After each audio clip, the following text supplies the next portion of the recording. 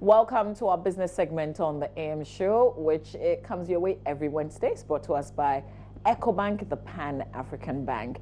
Designed to kickstart their intensive 10-month journey, the first market research tour took this year's contestants of the KIC Agritech Challenge to 5 regions where they learned about the challenges facing the country's agricultural sector. During the 10-day tour, the agri-techies who are drawn from all over Ghana interacted directly with farmers and regional agri-businesses. Here are highlights of the Eastern Region tour. Day 1 of the Eastern Region tour started at Nsawam Adesu, where HPW Fresh and Dry Limited is located.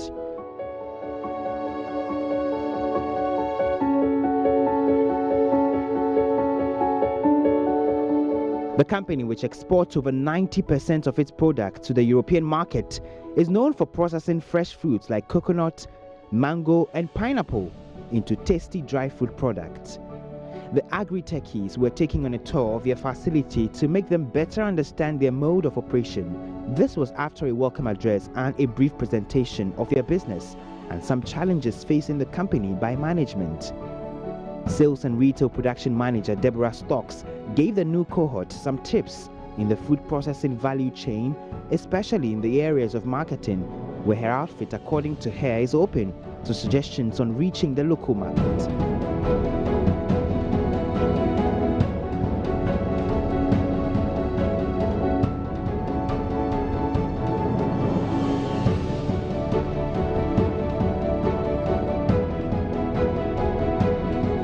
Young people have a lot of ideas because they are not corrupted by already all the companies that maybe sometimes we also destroy the ideas. So I believe they should take this idea and really use it and use the challenge that you are offering to structure the ideas. So to mean not only to have an idea, but to come up with solutions on how to implement them and how to go about it from a marketing or a sales or a production perspective. I mentioned the majority of our products are exported, and that is where we are very successful, I believe. But on the Ghanaian market, we have started, and I think we are still trying hard to improve, but there's a lot of improvement to be done. So I would say the stage of our company when it comes to promoting local products is much more at the beginning than when it comes to export. And I believe all these people, they have a lot of ideas. Maybe some have a marketing background, some know how to get new products on the market, and that is exactly where they can come in. So maybe the challenges we have faced to promote our products on the local market, maybe they can help us to overcome them and really see how dried fruit in itself, but then also our brand, the Golden Fruit brand, we can position it better and increase the sales here on the local market. And I believe once we have a stable basis or even growth on the local market, it will give us as a company also a good basis to explore other African markets, because maybe some African markets might be similar. The team then journeyed further south to the Oil Palm Research Institute of Ghana at KIC, also in the Eastern Region. The facility is one of Ghana's 13 institutes of the Council for Scientific and Industrial Research, CSIR. The center, which was established in 1964, carries out research on oil palm and coconut, offering backstopping for oil palm and coconut industries. Like the other companies previously visited, then came the time these participants collect some valuable insights as they engaged directly with management of a center. They were theoretically taken through some key areas of the oil palm and coconut value chain, from the nursery stage through to production and then value addition. Some key challenges facing oil palm and coconut farmers were also highlighted.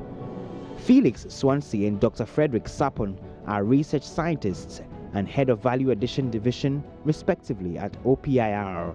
If you take the production, something like seedling production, and a young person can just go to become a nursery operator, in which the person can develop the oil palm and coconut seedlings and be able to supply to all parts of the oil palm growing areas in Ghana. You can supply to companies, you can supply to individuals.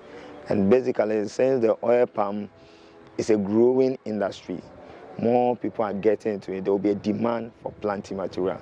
Therefore, developing a business around seedling production will be very important for these our young farmers. Also, labor is becoming a problem in terms of maintaining the oil palm farms. And for that matter, some people have taken the initiative to try to come up with maintenance company. We call them service providers. So what they do is they go to the farm, they can weed the farm, they can maintain the farm, they do the harvesting for you at a cost. So you can be a farmer now who might not even use a cutlass on your farm, but you have all your farm well managed by a company. These young guys can also take advantage of it depending on how they come up with their pricing and contract terms with the farmers. For the coconuts, there are a lot of opportunities. For example, currently, most of them, all the companies that are into coconut production are importing, sorry. So we need value addition by setting up our processes. And so I gave them a fair idea how much it's going to cost for them to set up a processing machine and also what to do and how to go about it. When you want to go into value addition, you need a food scientist at least. So people should start looking at people so that they can do a KIC or a quality control management in order to improve the quality so that you can even think of export. Most of the production that we have here, a lot of people do it manually. They don't meet a certain standard, so it's being rejected on the international market. If you are targeting exportation, then we should also look at that aspect. Business at the end of a day's tour, some participants said the tour was an eye-opener and will be an enabler to tackle some challenges facing the country's agricultural sector. It's been great for me. It's been a great experience for me. Actually, I found out that there is a dominant challenge between these two different companies. They're actually having problems with labor. And I find that to be pretty amazing. Although they like cheap labor, I believe that in a way they can also factor on the fact that skilled labor can also increase their yield and increase whatever they do, because they also bring out their expertise in the area in which they are in. Today I learned coconuts can be used for several other things, like their value chain is really long and very viable. So personally I'm thinking about going into the milk production and also how to use coconuts for maybe flakes or to produce other food products for the market. Yeah, for HPW I learned they are doing almost a lot of things. They are doing everything. So I was thinking of maybe getting a market for them. They mentioned that they don't really have the Ghanaian market here, so I'm thinking of maybe talking to the bigger supermarkets, then try to connect them as to be the middleman for them, and creating a business for myself as well. Okay, that's great. Thank you. Thank you. Our next stop was the Achimkusi Palm Oil, a manually operated palm oil factory. This was for participants to have a better understanding of challenges the local women and farmers face in the manual palm oil extraction process. Although the small factory employs about 30 indigenes, including farmers, their activities like chopping of the oil palm fruit, sieving of palm kernel fruit, boiling until extraction are all done manually. According to Abna Kitwa, who manages the place, their job is hit with major challenges including transportation, production and marketing.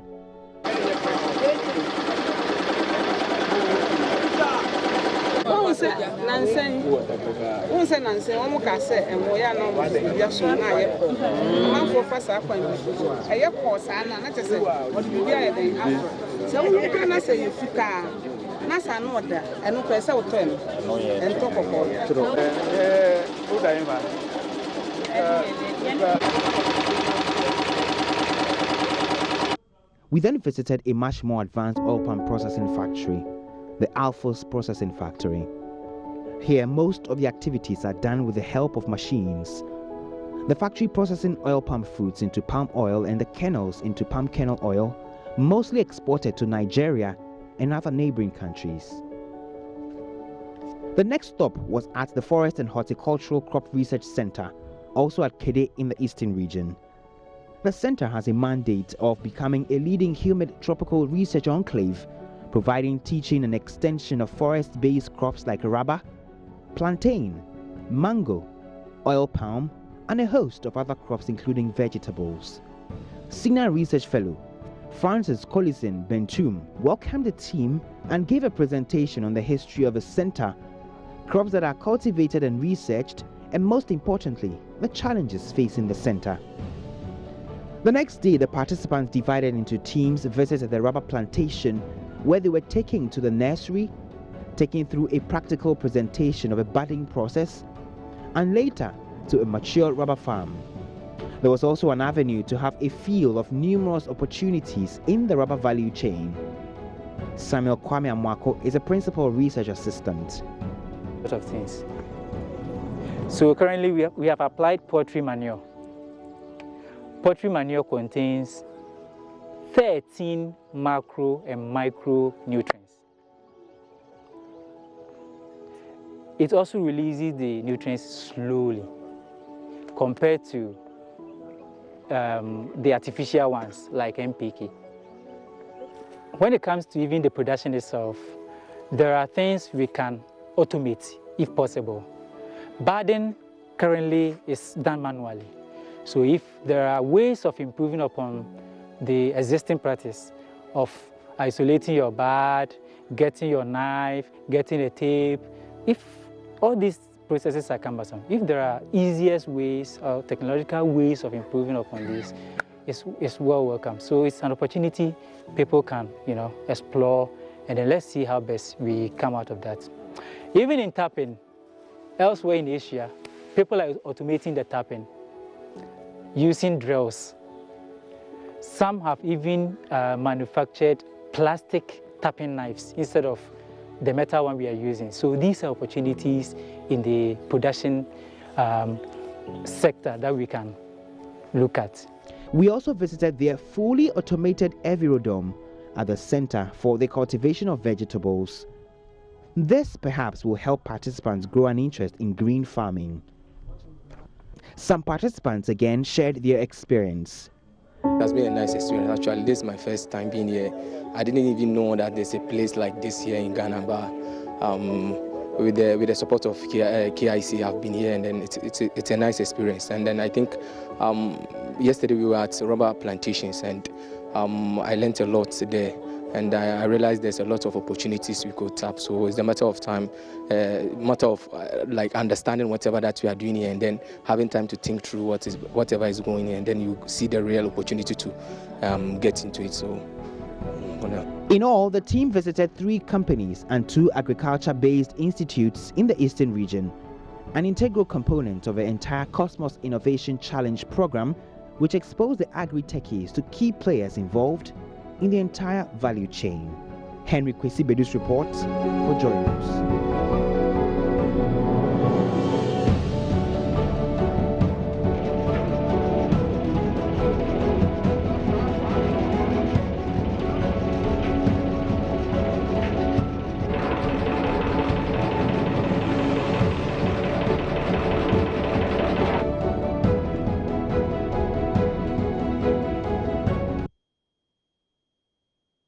And the challenge is on. It promises to be very competitive. Watch out for all the highlights, all the backstories here on JoyNews. And that's it really for AM Business this week. Roland Walker is on standby. He's going to run us through what is to come here on our show.